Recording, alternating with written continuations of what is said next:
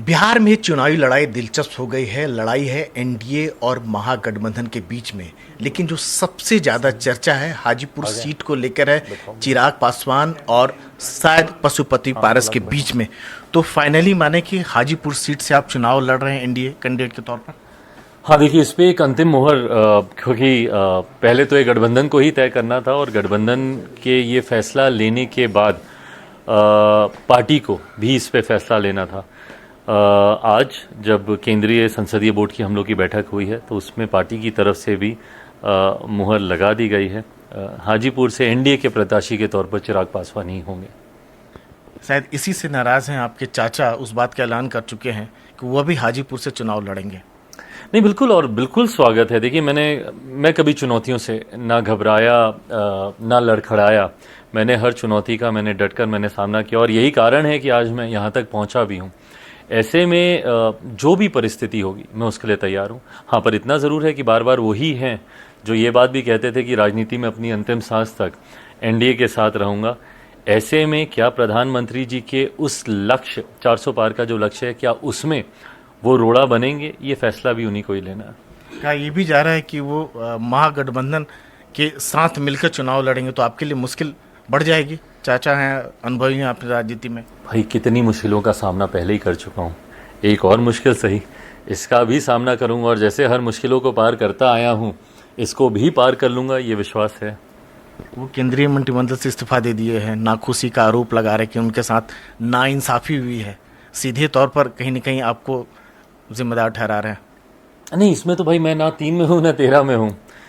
देखिए 2.5-3 साल पहले जो कुछ भी हुआ तब से लेकर अभी तक बिना भटके मैं सिर्फ अपने कार्य पर ध्यान में अपना केंद्रित करता रहा। कई बार इस दौरान मेरे ऊपर उनके द्वारा व्यक्तिगत आरोप भी लगाए गए, कई बातें भी कही गई, कई व्यक्तिगत बातें भी कही गई। मैं कभी भी उन बातों में मैं उलझा नहीं। आज तक आप निकाल के देख लीजिए, आर्काइव्स में जितने भी इंटरव्यू हों, मैंने कभी ना उनके बारे में कुछ कहा। और ईमानदारी की भी बात यही है कि उस तरफ मेरा ध्यान केंद्रित भी नहीं है। मेरे ऊपर एक बहुत बड़ी जिम्मेदारी मेरी अपनी पार्टी की है, करोड़ों कार्यकर्ताओं की है जो इस पार्टी पर विश्वास रखते हैं। ऐसे में मैं अपने संघर्ष में उलझा हुआ था, मैं अपनी लड़ाई में लगा हुआ था। मेरे लिए खुद सीटें हासिल करना एक बहुत बड़ी चुनौती थी, तो मेरा ध्यान पूरा केंद्रित उस तरफ था। गठबंधन में बाकी सहयोगियों के साथ क्या हो रहा है नहीं हो रहा है, इस पे बहुत ज़्यादा मेरा ध्यान गया भी नहीं है। हाजीपुर को लेकर इतना जोर क्यों? वो खुद कह रहे थे कि वो हाजीपुर से हैं और आपके जो पिताजी हैं रामविलास पासवान जी ने खुद तय किया था, उनके जीवित रहते ही लेगेसी उन्होंने कह रहे थे और आपको जमुई भेजा गया था। देखिए, मैं बहुत नाशुक्रा होऊंगा अगर मैं अपने पिता की जिम्मेदारियों को ना उठा सकूं। आज जब मेरे पिता इस दुनिया में नहीं हैं, पापा के कई ऐसे अधूरे कार्य हैं, अधूरे सपने हैं, और एक बेटा होने के नाते मैं मानता हूं कि मुझसे बेहतर और कोई नहीं समझ सकता। ऐसे में उन जिम्मेदारियों का निर्वहन, उन जिम्मेदारियों को पूरा करना भी एक बहुत बड़ी जिम्मेदारी है मेरी। एक पुत्र होने के नाते ये एक बड़ी जिम्मेदारी है मेरी। हाजीपुर को पापा ने अपनी माँ माना था। ऐसे में आज जब वो नहीं है तो हाजीपुर के लोगों से वो रिश्ता मेरा भी है। बचपन में उनकी उंगली पकड़ कर जाता था वहाँ पर, और लोगों की वो उम्मीद, वो अपेक्षाएं भी हैं। ऐसे में अगर मैं उनको नहीं स्वीकार करूँ, उन चुनौतियों को, उन उम्मीदों पे मैं खरा अगर मैं नहीं उतरूँ, तो फिर ऐसा पुत्र होने का फ़ायदा क्या? ऐसे में इसीलिए हाजीपुर मेरे लिए यकीनन मायने रखता था। तो क्या चाचा को मनाएंगे भी सर? कोशिश ऐसी होगी? देखिए, ये फैसला, मैं जिस परिवार से आता हूँ, परिवार के बड़े ही ये सारे फैसले लेते हैं। ऐसे में उस वक्त भी पार्टी से, परिवार से अलग होने का फैसला उन्हीं का था। आज की तारीख में भी, क्योंकि मेरे लिए ये सिर्फ राजनीतिक विषय ही नहीं है, मेरे लिए ये पारिवारिक विषय भी है। तो ऐसे में घर के जितने बड़े हैं उन सबको मिलकर ये फैसला लेना है, जिसमें यकीनन मेरी माँ है, बहनें हैं, भाई हैं, मेरी फूफा हैं, उनकी अपनी सखी बहन मेरे चाचा जी की वो हैं, फूफा जी हैं, ये सब हैं। इन सबको, बड़ों को मिलकर ये फैसला लेना है। 3 साल पहले का जो दृश्य मुझे याद आ रहा है, आप पार्टी में अकेले अपने पिताजी का जो है, जो उद्देश्य जो है, उनके घर गए थे, पारस जी के घर गए थे, उसमें आपको परेशानी भी थी, तबीयत भी खराब था, अकेले थे उस समय आप। बिल्कुल, और इस बात की मुझे तकलीफ रही है। मुझे नहीं समझ में आया कभी भी कि कब रिश्तों में इतनी दूरी आ गई। मैं उस वक्त बीमारी की हालत में था, टाइफॉइड में मैं था, कैंडुला लगा हुआ था, ड्रिप चल रही थी, मैं उसको छोड़कर मैं गया था क्योंकि मुझसे नहीं बर्दाश्त हो रहा था और मैं अपना सर्वोच्च उनको देने गया था। मैं उनको यही कहने गया था कि अगर आपको पार्टी का प्रेसिडेंट बनना है आप बने, आपको मंत्री बनना है आप बने, जो जो आपको चाहिए मैं सब उनको देने गया था। बस सिर्फ इच्छा ये थी कि परिवार और पार्टी नहीं टूटे। जिस परिवार को, जिस पार्टी को संजोने के लिए पापा ने इतने सालों मेहनत की, बस वो नहीं टूटना चाहिए।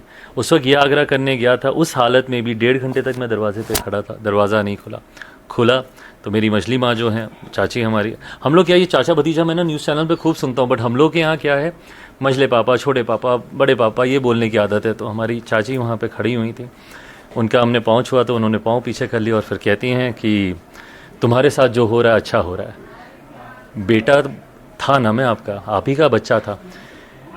पूरी परिस्थितियाँ सिर्फ और सिर्फ इसलिए उत्पन्न हुई कि उन्होंने मुझे कभी अपना बेटा माना ही नहीं। एक बार मुझे अपना बेटा मानते, एक बार घर का बड़ा बेटा मान लेते तो शायद ये परिस्थितियां ही नहीं उत्पन्न होती। तो नीतीश जी के साथ आप स्टेज शेयर करने जा रहे हैं, हाँ। जिनके खिलाफ जो विधानसभा चुनाव हुआ था सारे अपने खिलाफत की थी। देखिए, आज की तारीख में हम लोग एक बड़े उद्देश्य के लिए हम लोग आगे बढ़ रहे हैं और बड़ा लक्ष्य है। हमारे प्रधानमंत्री जी ने तमाम गठबंधन के साथियों को एक बड़ा लक्ष्य दिया है 400 सीटों को पार करने का। ऐसे में जब आप बड़े उद्देश्य की ओर आप अग्रसर होते हैं, अगर अभी भी अगर हम लोग आपस में ही उलझे रह गए तो कहीं ना कहीं वो लक्ष्य छूट जाएगा। ऐसे में सारे एक मंच पर आकर मुझे लगता है तमाम मतभेदों को भूलकर हम लोग ये एक नई शुरुआत हम लोग कर रहे हैं और इस शुरुआत का लक्ष्य बस यही है कि 400 सीटें जीतनी है, जिसमें बिहार की 40 सीटें बहुत महत्वपूर्ण है और मेरी उम्मीद ही नहीं, मुझे पूरा विश्वास है 2019 में भी। ये लगता है कि रियलिस्टिक है। प्रधानमंत्री कह रहे हैं कि बीजेपी जो है 370 पार, एनडीए 400 पार। कैसे उधर महागठबंधन में बिहार में ताल ठोक रहा है। कई सर्वे भी दिखा रहे कि बहुत अच्छे उनके कई सारे नेता भी, जैसे पप्पू यादव शामिल हुए, कई सारे लोग समीकरण बिहार का। भाई, महागठबंधन को सर्वे में पिछले बार भी कुछ सीटें दिखाई गई थी। मैं सर्वे के आधार पर नहीं, जनता के आधार पर अपने विश्वास को बांधता हूँ और जनता के बीच रहता हूँ, गांव घर घूमता हूँ, ये विश्वास मेरा वहाँ से आता है। 19 में भी हम लोग का प्रदर्शन इतना खूबसूरत था, बस एक चूक रह गई थी, किशनगंज की एक सीट हम लोग नहीं निकाल पाए थे। पर आज की तारीख में मेरा विश्वास और ज़्यादा गहरा इसलिए है क्योंकि आज हम लोग का गठबंधन और मजबूत है। कई ऐसे दल जो कि उस वक्त महागठबंधन की तरफ थे, वो मजबूत दल आज हम लोग के साथ हैं। पहले हम लोग सिर्फ जनता दल यूनाइटेड, हम लोग की पार्टी भाजपा ही थी। आज की तारीख में आदरणीय उपेंद्र कुशवाहा जी हम लोग के साथ हैं, आदरणीय जीतन राम मांझी जी हम लोग के साथ हैं। तो इन दो और मजबूत दलों का हम लोग के साथ जुड़ने से यकीनन गठबंधन की ताकत बढ़ी है और ये मेरे विश्वास को बढ़ाता है कि बिहार की 40 सीटें जीतेंगे।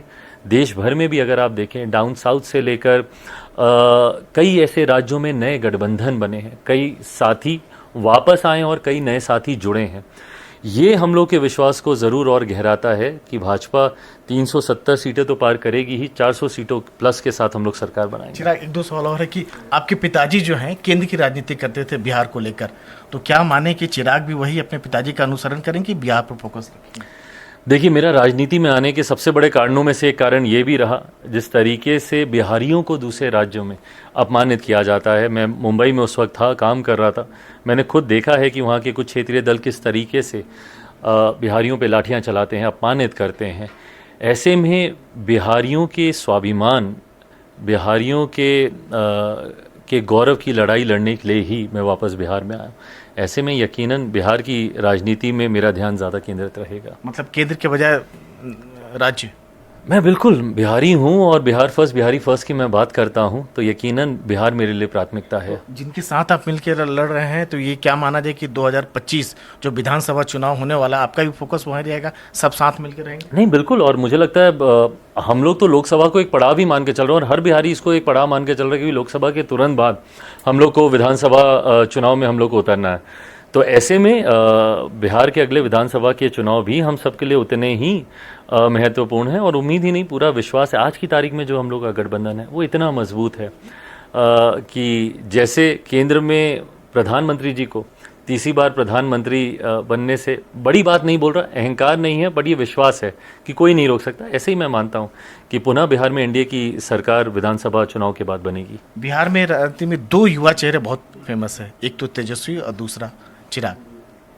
अच्छी बात है, और दोनों मेहनत कर रहे हैं, दोनों संघर्ष कर रहे हैं। अब ये जनता के हाथों में है कि किसके संघर्ष को जनता ज़्यादा स्वीकार करती है, किस पे अपना ज़्यादा विश्वास बिहार की जनता दिखाती है। वो अपनी लड़ाई लड़ रहे हैं, मैं अपना संघर्ष कर रहा हूँ। अंतिम सवाल कि क्या हम माने कि चिराग पासवान बिहार के भावी मुख्यमंत्री या अगले मुख्यमंत्री, कुछ ऐसा है बिहार के लिए? आज तो ये सवाल का कोई मायने ही नहीं है। फिर भी इच्छा है कभी बिहार के जब लड़ाई प्रधानमंत्री बनाने की है, ऐसे में बिना किसी भटकाव के मैं प्रश्न में भी नहीं उलझूंगा, क्योंकि मेरा लक्ष्य क्लियर है, प्रधानमंत्री जी को तीसरी बार देश का प्रधानमंत्री बनाना है। अनुमान पूरे अनुमान बिल्कुल कहा जाता है, और प्रधानमंत्री जी ने भी इस रिश्ते को हमेशा निभाया है, हमेशा इस रिश्ते का सम्मान किया। बहुत कम मैंने देखा है प्रधानमंत्री जी को सार्वजनिक तौर पर अपने आप को ऐसे एक्सप्रेस करते हुए, पर एनडीए की वो बैठक जिसमें उन्होंने मुझे गले लगाया, उन्होंने भी अपनी तरफ से हमेशा वो संरक्षण मुझे, मेरे परिवार को दिया है जब जब हम लोग को ज़रूरत पड़ी है। ये थे चिराग पासवान जो कह रहे हैं कि बिहार में जो लड़ाई है इस बार जो है फिर से एनडीए को जो है, पिछली बार 39 सीट मिला था, इस बार 40 सीट मिलेगा।